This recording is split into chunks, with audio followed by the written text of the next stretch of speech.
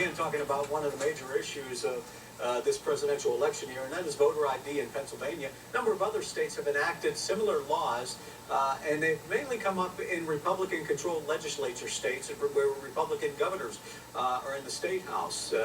Coincidence?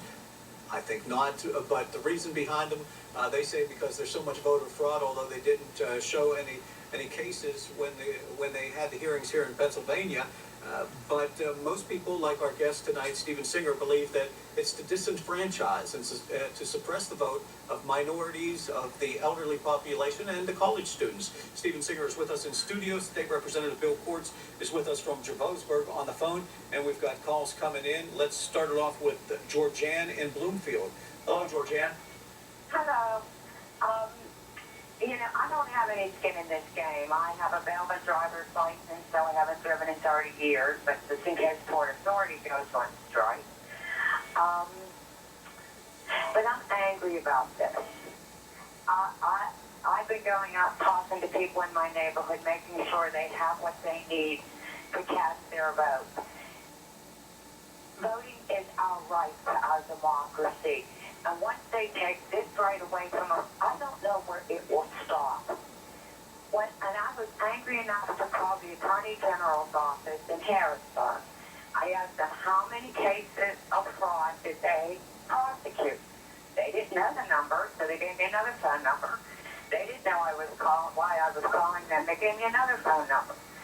Then they said, why don't you call the palace office? So I called the palace office. They said, well, we don't know. We don't have that information. Call the county, I guess it's the court office. So I called them, and they're like, the palace office should tell you that if they prosecuted cases. And after about 9 phone calls, I said, I don't think we had any voter fraud. And I do think that this is a way of taking the right to vote for minorities, elderly, and I'm 66, and I voted since I was 21, and Democrats. Okay. That's who they're going after. And my thing is, if we sit back and we let this happen, then we're gonna lose. Okay, thank you for the call, Georgianne. I got to move along.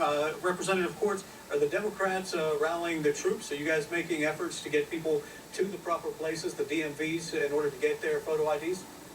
Yes, sir. We've had a number of senior events. We've had outreach.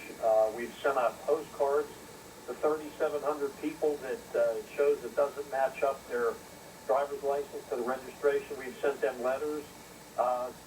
Senator Fontana this week is sending a letter to Governor Corbett. And he's basically going to ask him, let's allow each representative and senator in this state, that's 253 General Assembly people, let's let them do it in their offices. I think it's a great idea. So I'm looking forward to see this letter get to the governor and see his response. All right. If we truly want to give them photo IDs, let's help that process. We seem to hinder it with PennDOT not doing it on certain days. And when Governor Corbett was the Attorney General, it wasn't high on his priority list to go after voter fraud because they didn't prosecute any cases. That's correct. He prosecuted 0 cases, and the stipulation when they went into court to defend this law in front of Judge Simpson, they stipulated there's no cases of voter fraud. Yet on the House floor, that's all that they said. The Republicans kept saying we have to pass this because of voter fraud. Well, that was all miscommunication and mistruth. All right, we're going to take another break with State Representative Bill Quartz in Javosburg and our guest Steven Singer, activist against voter ID law, here in the studio. And more of your phone calls coming up in our final segment of Night Talk.